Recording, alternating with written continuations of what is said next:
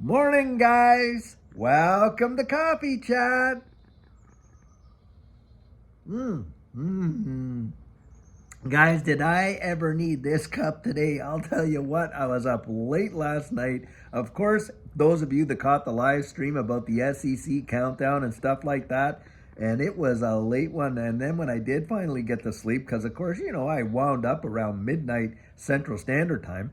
By the time I actually got to sleep, it was probably about 1 a.m. or something like that when I finally fell asleep. And then I got up. The body wakes you up after all the years, and you think, oh, well, I'm going to retire and take it easy and sleep in. Nope. After all the years working like that, your body wakes you up, whether you like it or not, around 7 o'clock. I'll tell you what, 6, 7 o'clock. Mm. Anyhow, what a situation have we got going on with this whole SEC deadline kind of deal. Now, a lot of folks are going out there and saying, oh, no, they didn't miss it, and this and that. And, of course, Eleanor Terrett is leading the charge on that, but she's wrong, guys. She's wrong. In fact, you got Stuart Alderati, Jeremy Hogan, even Mark Fagel, who, was once with the SEC and stuff like that. And Mark Fagel's not a real friend of, Ripple or XRP and on if you've been following the case.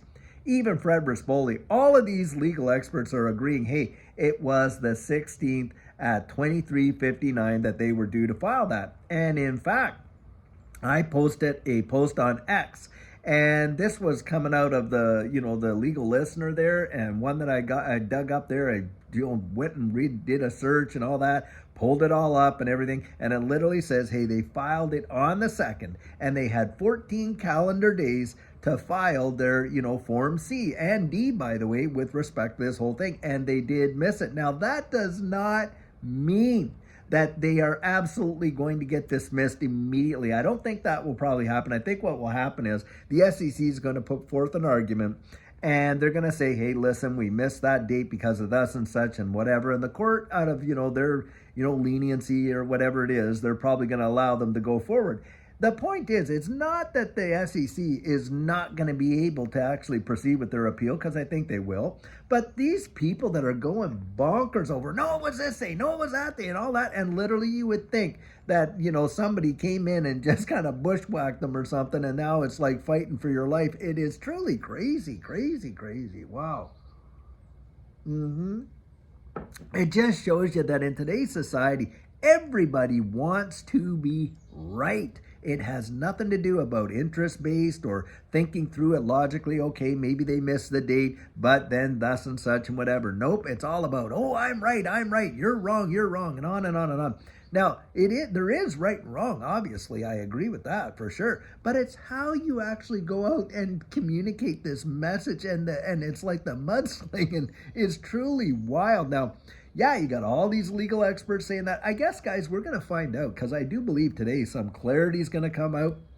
And it would not surprise me if we find out that the SEC has to go in there and make some application and make an argument before the court as to why it should be allowed, and on and on and on. It wouldn't surprise me. And otherwise, all of these other legal experts are all wrong. Now, interestingly enough, Ashley Prosper did something really great. She posted the 3 documents that are in play here. Now, one of the documents is where people are getting, oh, well, it's October 4th. It's talking about the docket date, but that is not the date that they're required. It has nothing to do with it. And Mark Fagel was the one who actually brought that out, said, listen, that has nothing to do with filing the Form C, this and that. That has to do with something administratively. This is with respect the actual order itself. And it includes week business days, weekends, holidays, and all that, and all the rules and everything. And it actually says, here's the rules right here, and whatever. And you go look it up. In fact, if you want to check out my post on X, I put a link right to it where you can see it. And if you want to go to X and see it there, Digital Outlook 3, you're going to see the blue check mark. That's us.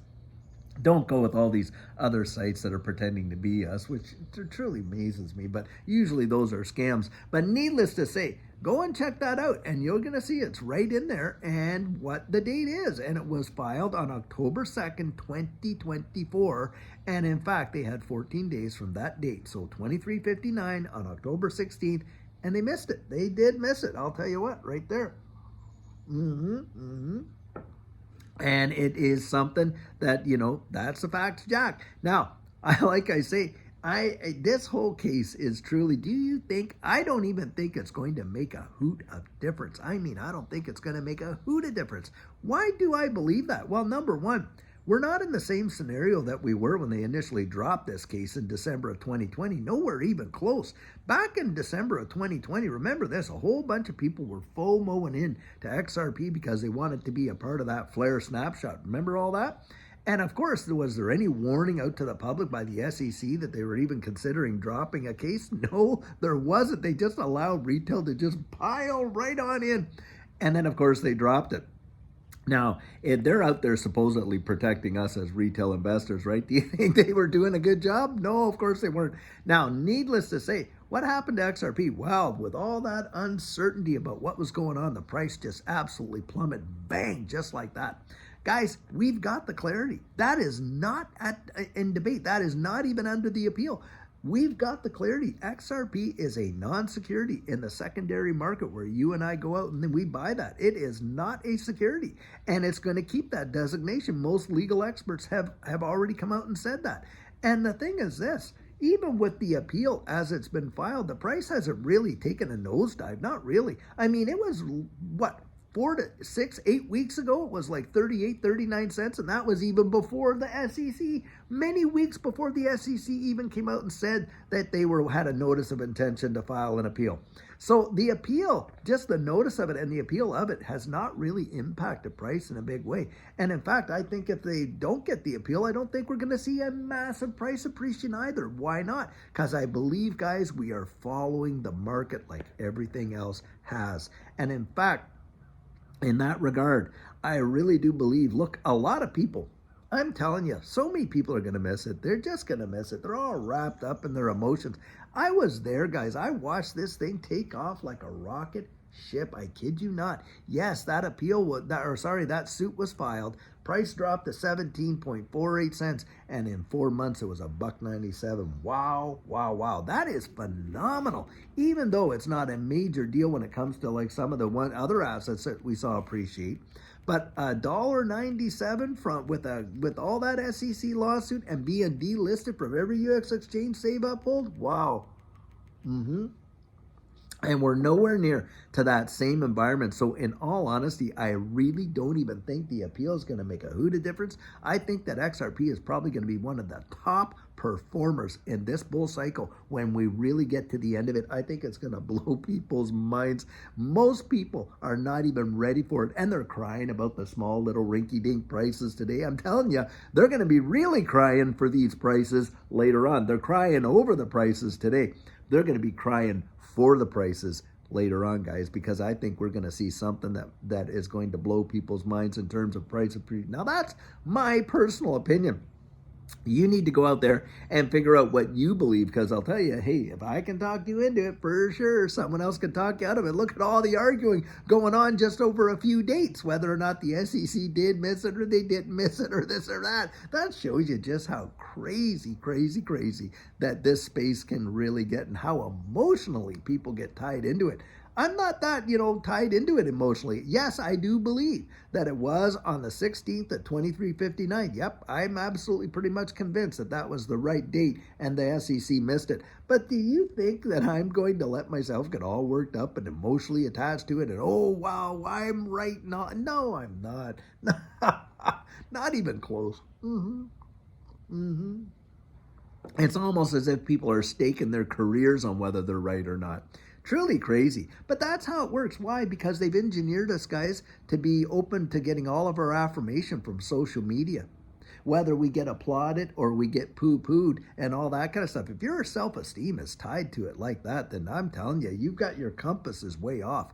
Don't ever, by the way, allow your self-esteem to be influenced and dictated just because of what someone else thinks of you. You know, in my mind, what I think of this, it's none of my business what someone else thinks of me. That's up to them. I'm not getting in their head. I'm not going to, if I have to talk them into liking me, it's not worth the effort. That's the way I kind of look at it. I'm not out to, just convince people, oh, I'm such a good guy. No, guys, let people make up their own mind. You make up your heart about you. Know who you are on the inside, your constitution. Don't allow, this is a big trap that they have got people bought into. That whether or not you get, people really like your TikToks or your X posts or your YouTubes and all this and that, and everyone likes to be patted on the back. Everyone loves to be congratulated. But guys, don't rely on it. Don't depend on that for who you are. Now, if there are things in you that you see, you think, yeah, you know what, I don't like that. Do something about it. Get in there. Fix it. You don't have to stay that way. The fact of the matter is, we can change. We can allow God to come in and change us. That's number one right there. But this is a symptom of what we're seeing. This whole argument about who's right and who's wrong over this date and all that, and people almost, like I say, staking their career, is a very big symptom of where we are in the wide world. And as far as I'm concerned, boy, oh boy, do most people have their compasses way, way off. Wow, wow, wow. Now, I remember as kids, our parents would, maybe you heard this, maybe your parents said this, if you can't find anything good to say, don't say anything at all. Remember that? It's that kind of thing, because, how we talk about others and things like that. No, we don't have to like everybody, but I don't have to go around telling everybody that I don't like them, do I? That's a totally different situation, isn't it? And we're not going to be able, even though I may respect other people, that doesn't mean that, hey, we're gonna connect as friends. It's just the way we're all knit together. We just, sometimes you meet somebody, and the very moment you meet them, bang, wow, is there a connection? And you just end up being like amazing, amazing lifelong friends and stuff like that. Other times, you may have gone to school with that person from kindergarten on the way through, but you never really were able to connect and make a good friendship. And it's just because of the way you were knit together. There is nothing wrong with that. It's not wrong with them, and there's nothing wrong with you. That's how it goes. Guys, trying to win people's favor and curry their favor and all this and that, the moment you do that, look, that's called appeasement. And then you're placating the crowd, aren't you? And boy, oh boy, you cannot be yourself in those environments. That's for sure. So don't do it. But I'll tell you, I'll tell you one thing's for sure. If this space is anything but a dull space, it's not dull moments. There's always something going on, and that keeps it exciting. That's for sure. Guys, I'll tell you what, lots and lots going on now. If anything breaks and that kind of thing, I will get out and I'll tell you, hey, it's broke, this is this, that, but I'm sure you're going to find out about it as well from other folks.